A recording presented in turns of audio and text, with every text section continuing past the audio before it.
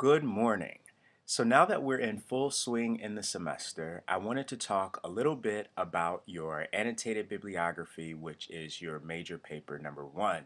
So I got the chance to give everyone feedback, and I wanted to create this video to just touch on a few things in relation to revising your annotated bibliography before you hand it in.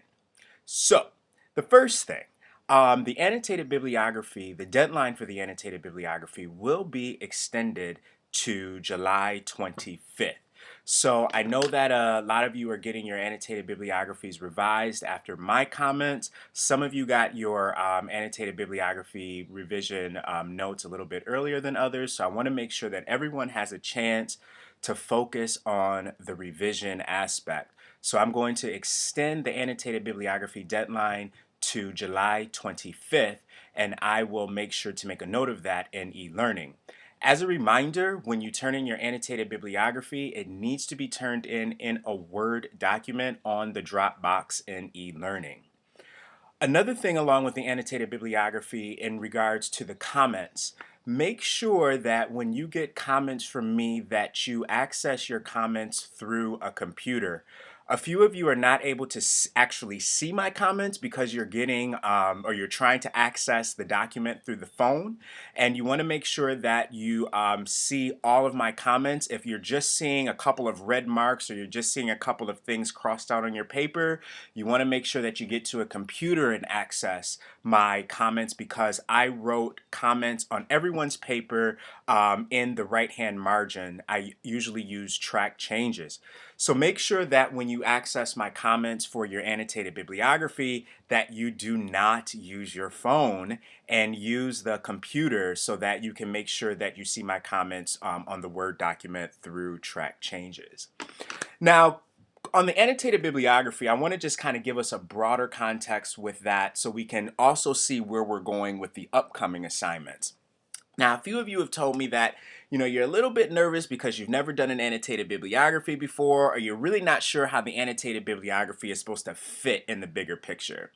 So the reason why we do an annotated bibliography is to collect, organize, and analyze our sources.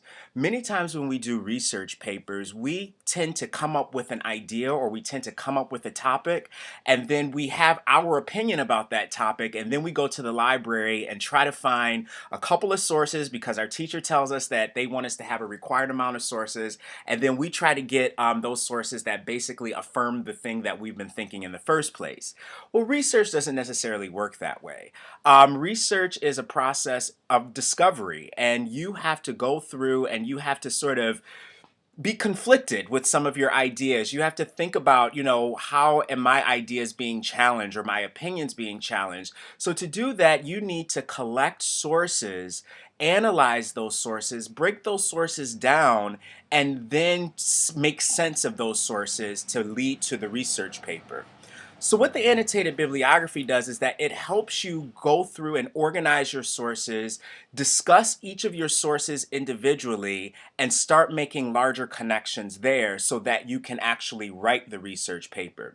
So a few of you have asked, with the annotated bibliography, can we use the topic for the annotated bibliography in our final thesis supporting paper? And the answer is yes, yes, yes.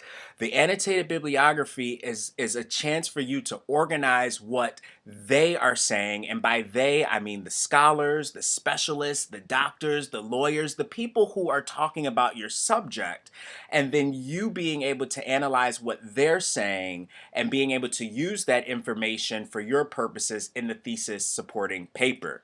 So the annotated bibliography is the first step to writing the research paper, which will be the final paper. So make sure with the annotated bibliography that you are honing in on those questions from the assignment sheet. I crafted those questions specifically so that you don't just regurgitate information from your sources, but you're actually critically analyzing your sources. To critically analyze your sources, this is where all of that stuff about rhetoric comes in. You want to go back and you want to make sure that you review the link on rhetoric and that you really understand those questions from the assignment sheet. So rather than you taking the sources and you saying, here's the information from the source and you just regurgitating the information. We don't want to do that anymore. That's high school writing. We're in college writing, and in college, they expect us, our teachers and our professors are going to expect us to critically analyze the data that we are researching.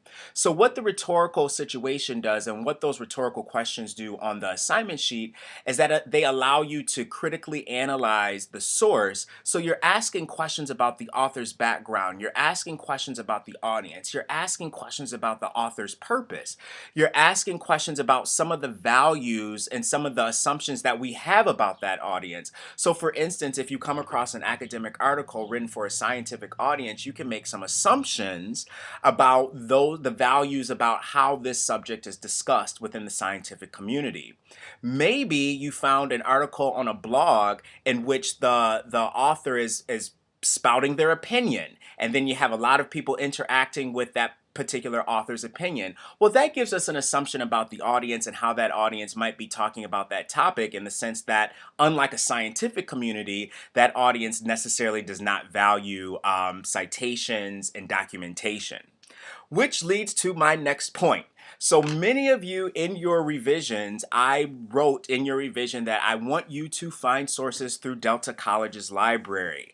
Another big difference between the high school and the college level writing is that your professors are going to expect you, as you move on beyond this class, to be able to use Delta College's library or the library of your homeschool institution.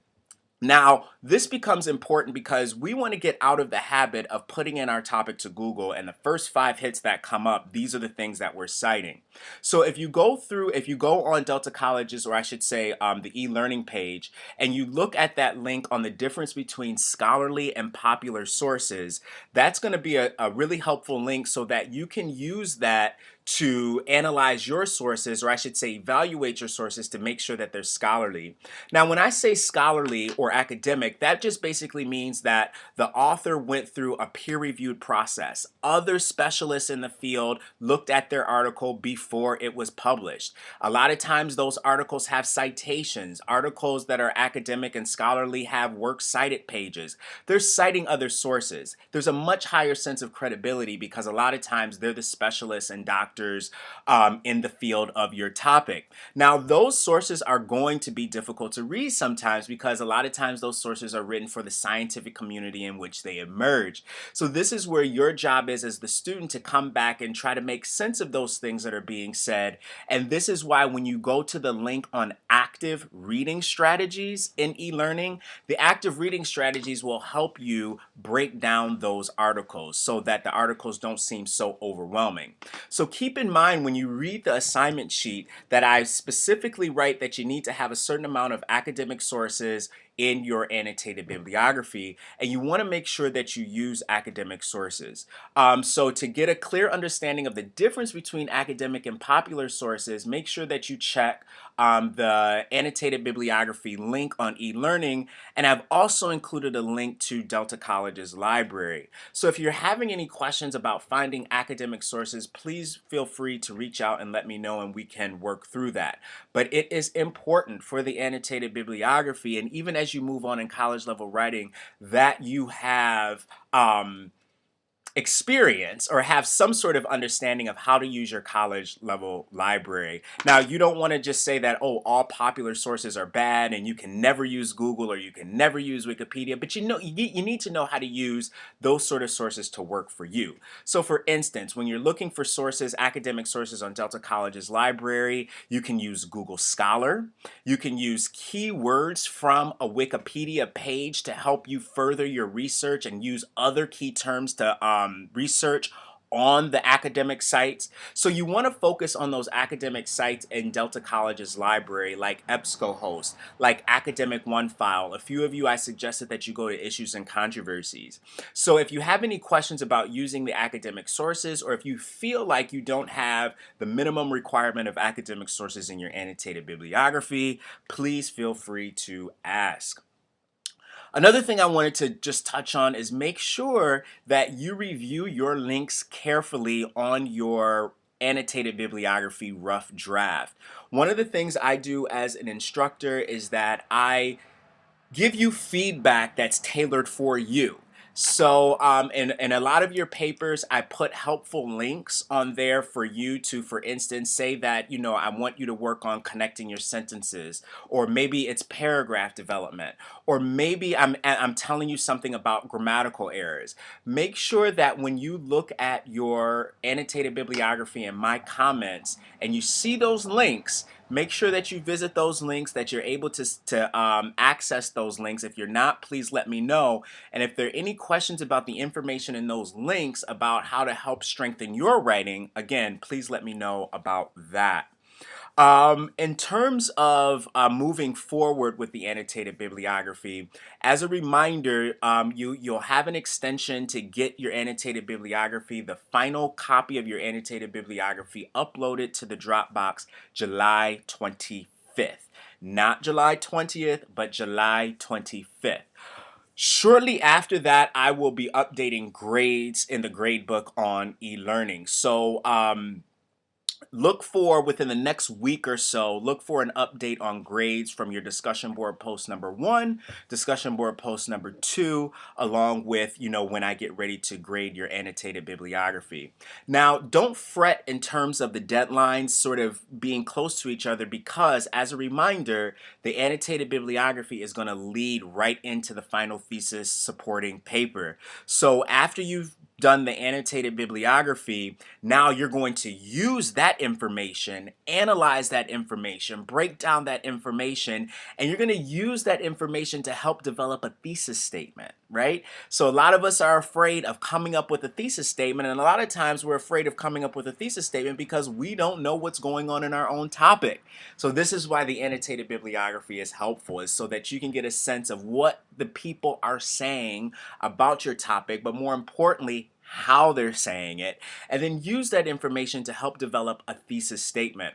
So after you hand in your annotated bibliography, you will craft a rough draft of a thesis statement, and that will take the place for the discussion board number 3, which is due on July 31st.